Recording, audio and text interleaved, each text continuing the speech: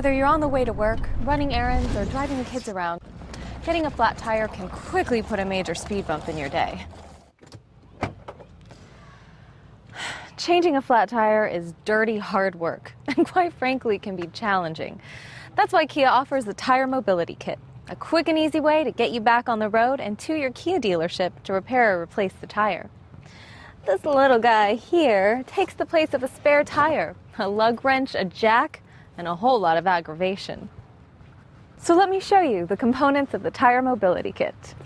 How to fill a punctured tire with sealant and air, how long to drive the vehicle to distribute the sealant, and how to check and adjust the tire pressure afterward so you can safely drive the vehicle to your Kia dealership.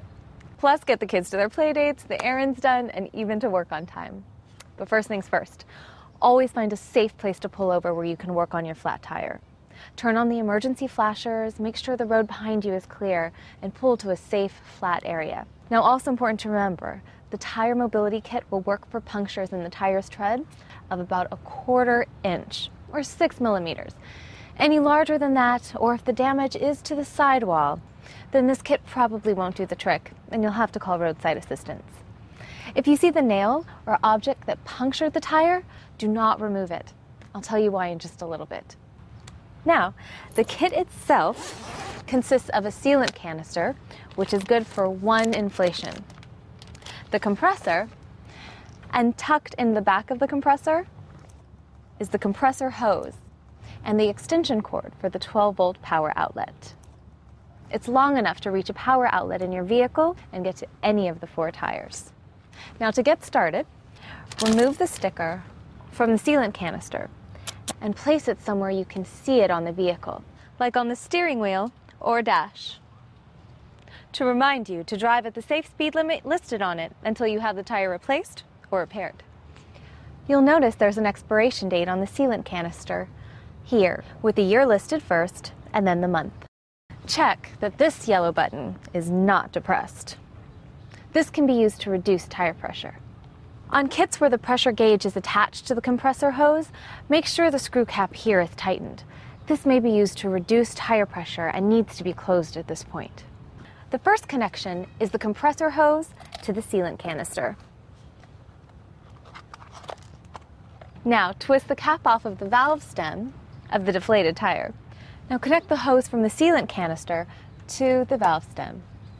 Insert the canister on the compressor. At this point, you want to make sure the compressor is switched to off, or the O position.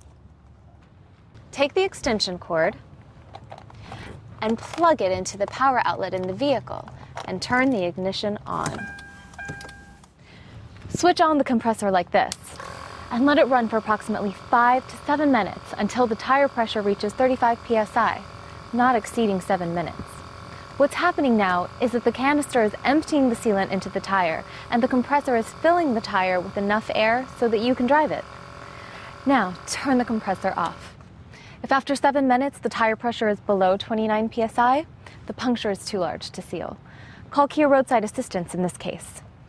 Unscrew the hose from the tire's valve stem, and then unscrew the canister from the compressor hose. Then screw the hose from the sealant canister back where the compressor hose was. This will keep any remaining sealant from leaking out. And place the kit back in the vehicle.